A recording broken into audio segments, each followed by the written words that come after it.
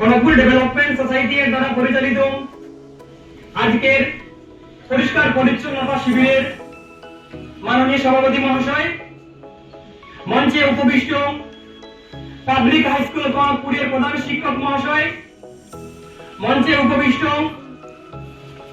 সহকারী প্রধান শিক্ষক মহাশয় এবং এই বিদ্যালয়ের সহকারী শিক্ষক এবং শিক্ষিকাগণ, তৎসঙ্গে মঞ্চে উপবিষ্ট কনকপুর ডেভেলপমেন্ট সোসাইটি এর সদস্যগণ এবং আমার সামনে থাকা এই বিদ্যালয়ের সুপ্রিয় ছাত্রছাত্রীরা, আজকের যে অনুষ্ঠান আমরা সবাই জানি, আজকের অনুষ্ঠানটি হচ্ছে ক্লিনলিনেস অ্যাওয়ারনেস প্রোগ্রাম, অর্থাৎ পরিষ্কার পরিচ্ছন্নতার উপরে আমরা সচেতনতা শিবির, এবং সেই শিবিরের সাথে আমরা একটি অ্যাক্টিভিটির মাধ্যমে আজকের কার্যসূচি আমরা শেষ করব। তাই আমি প্রথমেই বলতে চাচ্ছি, আমাদের যেহেতু প্রোগ্রামটা আমাদের স্কুলে, যার কারণে আমরা যতগুলো কথা বলবো সেগুলো স্কুল সেন্টার, স্কুল কেন্দ্রিক কথাগুলো থাকবে। সর্বপ্রথম একটি স্কুল বা একটি বিদ্যালয় গঠিত হয় ছাত্রছাত্রী, শিক্ষক, অভিভাবক, পাঠ্যক্রম সেইগুলো নিয়ে। সেইগুলো একটি আরেকটার সাথে ইন্টারকানেক্টেড। এই যে ইন্টারকানেকশন যেটা, সেইটা একটি তারা কিন্তু অন্যটা হয় না। এবং প্রশ্ন হলো, এই স্কুল সর্বাঙ্গীনভাবে চলাফেরা করার জন্য শিক্ষক, শিক্ষার্থী, আমাদের পাঠ্যক্রম সেগুলো দরকার। এবং প্রশ্ন হচ্ছে, এইগুলো করলে তো আমাদের স্কুল চলে যাবে, কিন্তু না, একটি স্কুলের এক্সিস্টেন্স হতে হলে আমাদের একটি পরিষ্কার একটি গুড এনভায়রনমেন্ট হতে হবে, আমাদের পরিবেশ সুবান্ধব, পরিবেশ ইকো ফ্রেন্ডলি এনভায়রনমেন্ট হতে হবে। এখন প্রশ্ন হচ্ছে, ফলো ইকো ফ্রেন্ডলি এনভায়রনমেন্ট কিভাবে হবে?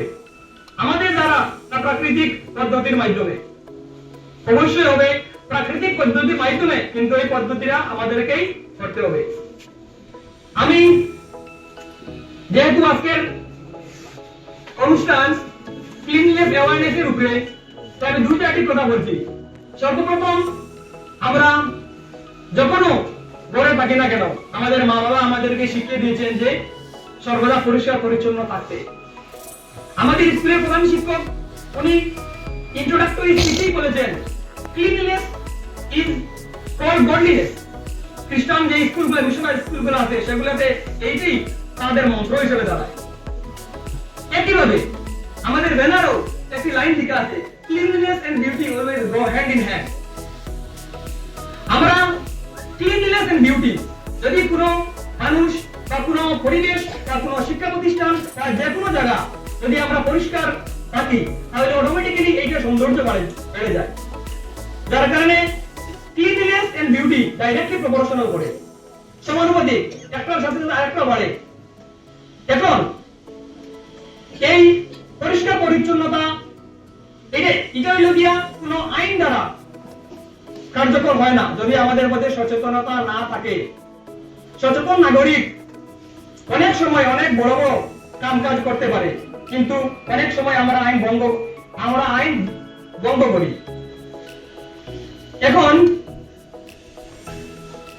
আমার সামান্য কথা, যেহেতু আমার পরবর্তীও আসেন স্পিকার, তারা বহুত সুন্দরভাবে প্রেজেন্টেশন দিব।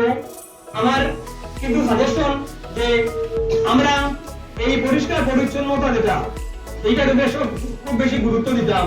এখন গুরুত্ব দিতে গেলে আমরা অনেক জিনিসের দরকার পড়ে। সর্বপ্রথম আমরা এনভায়রনমেন্টটা পলিউশন ফ্রি রাখতে হবে। এনভায়রনমেন্টের মধ্যে রাবারুতি, রাং, বায়োডিগ্রেডেবল, নন বায়োডিগ্রেডেবল যে ওয়াস্ট যেগুলো আছে, এগুলো আমরা পৃথকীকরণ পদ্ধতির মাধ্যমে আলাদা ভাবে রাখতাম। রাখার পরে এটা এমন একটা জায়গাতে রাখতাম যে জায়গার মধ্যে আমরা জনবসতি এরিয়া ছাড়াই। এখন প্রশ্ন লাগলো, আমরা যদি সচেতন হইলে আমরা এই যে কার্যসূচি যেটা আমরা কিছু খাইলাম, খাওয়ার পরে এটা থেকে দুধ বার হইলো, কাগজ বার হইলো, বা বিভিন্ন রকমের ওয়াস্ট মেটেরিয়াল গুলো বাইরে হইলো, এগুলা যে আমরা জেনা মনে ফেলাই রাখি দিই ঘুরি ফিরি, এইটাও কিন্তু আমরা জন্য খাল হয়ে দাঁড়াই। কারণ আমরা জানি অপরিষ্কারের দ্বারা অনেক চর্মরোগ, অনেক রকমের ব্যাকটেরিয়াল ইনফেকশন হয়, স্কিন ডিজিজ, ব্যাকটেরিয়াল ইনফেকশন যেগুলো আছে এগুলো কিন্তু এই আমরা অপরিষ্কারতার কারণে হয়। এইটা করতে গিয়ে আমরা সচেতন হওয়া খুব দরকার। আমাদের কাছ থেকে এখনো পরিবেশ কোনো দূষিত হয়নি, এটা আমরা চিন্তা করতাম। তারপরে আমরা এই যে প্রশ্ন হইল, এখন তো দেশের জন্য আমরা যাবা পালাইতাম, বর্তমানে যাবা পালাইতে গিয়ে একটা নির্দিষ্ট স্পেস রাখতাম, যেটা আমরা ডাস্টবিন হই। আমরা স্কুলের মধ্যে যেহেতু ছোট ছোট ক্লাসরুমের মধ্যে ছোট ছোট ডাস্টবিন রাখলেও আমরা হয়ে যায়, কারণ স্পেস কম থাকে। বড় বড় এরিয়া যেগুলা সেগুলোর মধ্যে অনেক বড় বড় ডাস্টবিন থাকে। আমরা যারা বাজার বা মেট্রো বা এগুলা যাই, যারা মিউনিসিপাল কর্পোরেশন যারা, এরা বড় বড় ডাস্টবিন ফিক্স করে রাখে।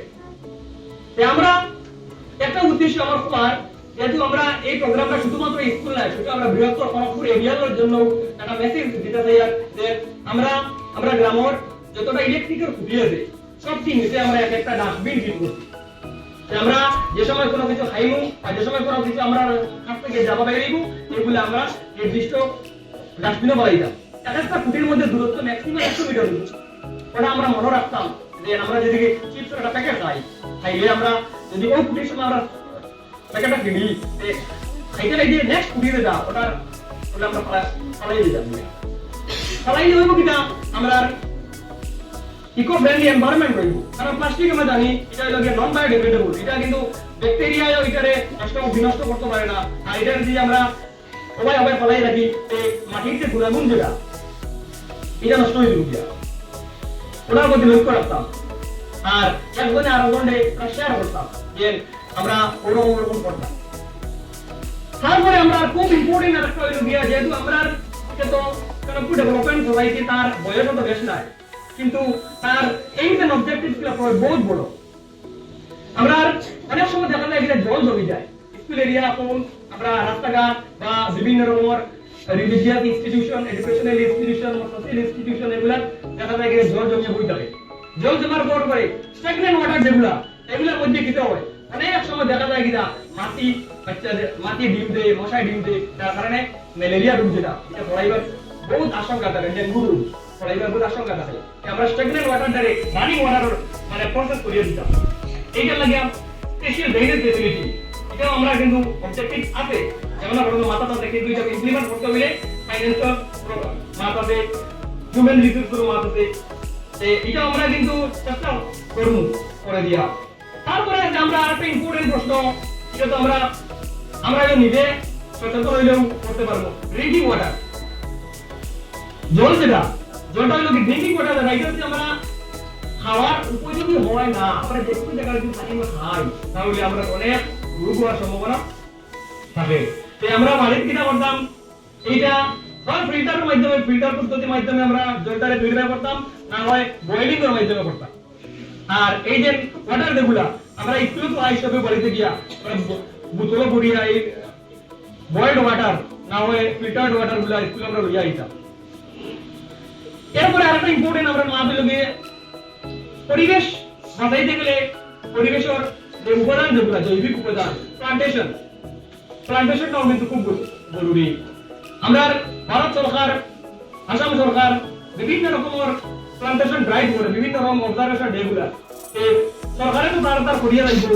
আমরাও কিনা করবো, আমার সংগঠনের একটা উদ্দেশ্য আছে যে কোনো সরকারের মানে এর সাথে তাল মিলিয়া আমরা এডুকেশনাল ইনস্টিটিউশন যেগুলো আছে ওগুলা প্লান্টেশন ড্রাইভ নেক্সট আমরা করবো।